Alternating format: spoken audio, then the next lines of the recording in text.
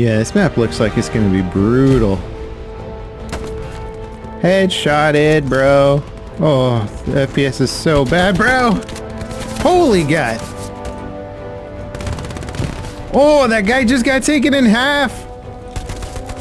What? That dude just launched through the air, man. Woo. Dude, whole squad. Whole squad. Done. Oh, dude, 5. That's a 5 bang right there. Oh, it's not a whole squad. There's a 6 somewhere.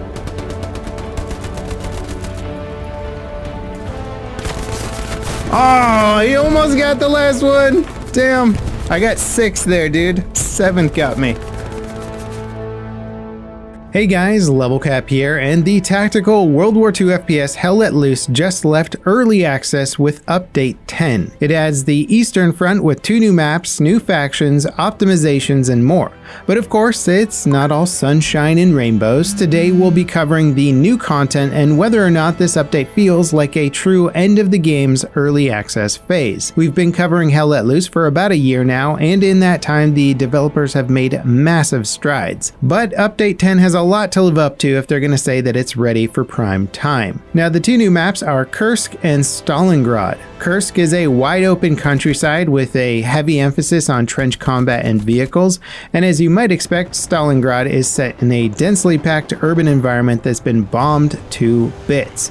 Both maps are solid additions to the game, but Stalingrad stands tall as one of the best looking urban environments. It truly looks the part of a proper World War II game, and it would play quite well if it weren't for one big problem: its performance. While capturing gameplay for this video on Stalingrad, I was lucky to get 60 FPS when looking up at the sky, and even then it felt more like 30. There was definitely some weird choppy effect going on.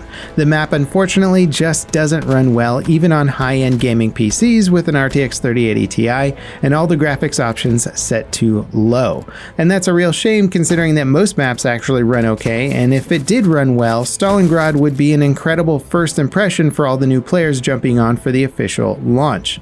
Unfortunately, if they jump into this map first, it's not going to be a great experience from the get-go. Now, performance issues aside, Update 10 makes over 1,500 changes to the game. And of course, not all of them are documented in the patch notes, but it does list tons of bug fixes, new weapons, a brand new armor damage system, tweaks to the HUD and sound effects, terrain fixes, and balance changes. And as you'd expect with an Eastern Front update, it adds several iconic Russian guns. The Mosin Nagant, DP-27, SVT, and PPSH were all added as primary weapons. The Nagant M1895 revolver and Tokarev TT-33 pistol were added as secondaries. Russian vehicles were also added, like the iconic T-34 tank. Basically, if you're a historical FPS fan, most of the big name Russian assets you'd want to see are represented in this update. Now, the overall gameplay changes primarily impact how many points the team earns when capturing, losing, or holding an objective.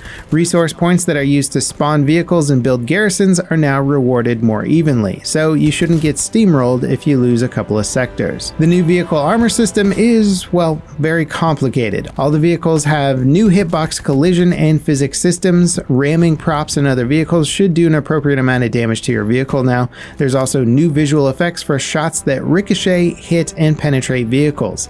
And I gotta say, this actually looks really awesome. Even if you're not in a tank and just watching some tanks fight, ricochet shots just look badass. Also, damage and health values for armor have been tweaked, and HE shells can now damage tank tracks. And of course, on day 1 of the patch, it's really tough to say what the impact of these changes is, especially considering I don't really drive in tanks, but they were at least very scary to fight around and get suppressed by or killed by. Now, the patch notes for Update 10 include a list of known issues, and the good news is FPS on Stalingrad is at least listed as one of them. The developers are aware of the performance hitches on the map. I don't know if that's the cause of the overall poor performance though, and I sure hope that they do have a quick fix for it. Now, when it comes to what I think of the update overall, Honestly, it's a little tough to say. The performance on Stalingrad is a massive letdown, but the quality of the new content is phenomenal. Stalingrad looks like the sort of map DICE would make for a proper World War II Battlefield title.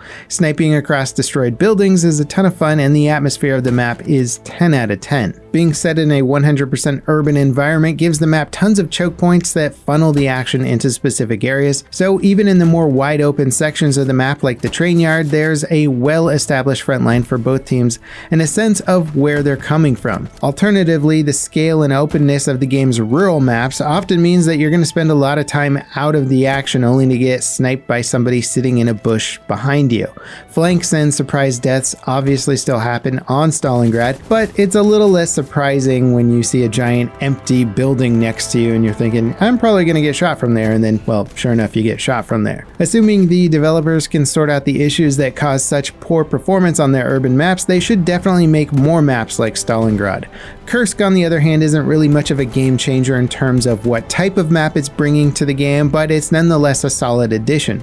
I'd like to see more interconnected trenches that go between the objectives with a little bit more cover. Getting trapped behind objectives is also a big problem on Kursk, simply because the enemy team has a wide open field to watch you spawn in. Visually, it is a really nice looking map though, assuming that you can actually look over a trench without getting your head blown off.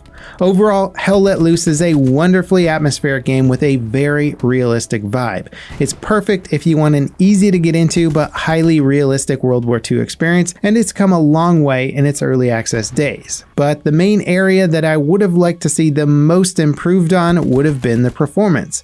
Stalingrad is simply an unacceptable performance level for a finished map and shouldn't have been released in its current state. You can get away with this sort of thing for an early access game, but if the devs are calling this retail ready, well, sorry, but at the very least Stalingrad isn't.